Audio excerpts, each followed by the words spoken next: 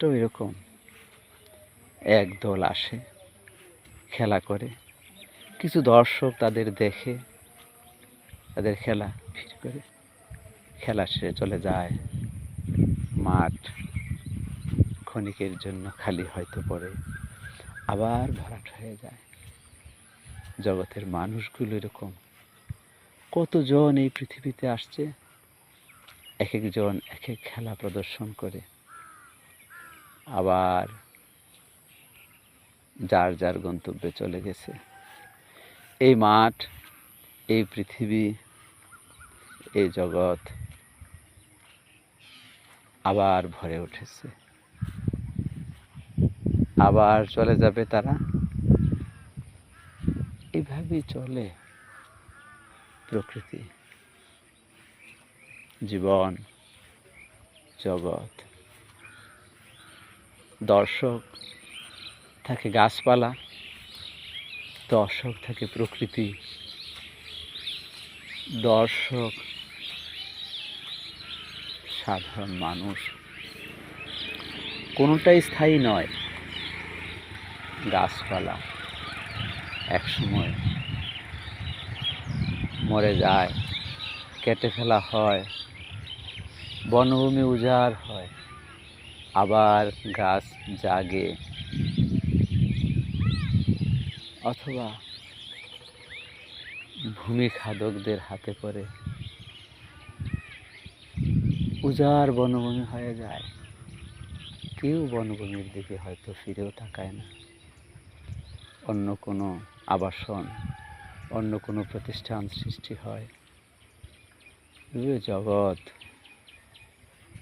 পরিবর্তন আর পরিবর্তন হয়। একটার পর একটা নতুন রিল, একটার পর একটা নতুন দৃশ্য মঞ্চে আসে। তার পাঠ, তার রোল প্লে করে আবার চলে যায়। প্রকৃতি এখনো শান্ত। আমরা যেন প্রকৃতিটাকে চঞ্চল না করে তুলি, প্রকৃতিটাকে যেন অস্থির করে না তুলি।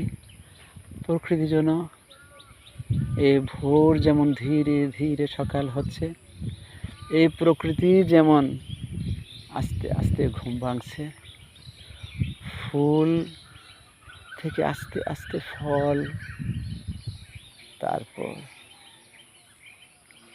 পরিপক্কতা, তারপর তার নতুন চারার জন্য, নতুন ফলের জন্য আবার প্রস্তুতি, মাটির স্পর্শে এসে আবার জেগে ওঠা নতুন বৃক্ষ। এইভাবেই যেন প্রকৃতিটা চলতে থাকে শান্তভাবে, ধীরভাবে, তবে দৃঢ়ভাবে। আমরা যেন তার প্রকৃতির স্বাভাবিকতা নষ্ট না করি, প্রকৃতিকে যেন শূন্য না করি, বৃক্ষ শূন্য, পাখি শূন্য, পশু শূন্য, যত খারাপই হোক, যত হিংস্রই হোক, প্রত্যেকটি পশু, প্রাণী, সরীসৃপ মূল্য আছে। প্রত্যেকটি সৃষ্টিকর্তা কোনো না কোনো উপকারের জন্য মানব হিতেই সৃষ্টি করেছেন, এমন একটি বিশ্বাস রাখলে ভালোই হয়, মন্দ কিছু হয় না। আমরা দেখতে পাচ্ছি ওই দূরে একটি মাইক্রোবাস সকালে যাত্রী নেওয়ার জন্য আসছে। শুরু হয়ে গেল দিনের কর্মব্যস্ততা। আমিও ঘরে ফিরি। ধন্যবাদ।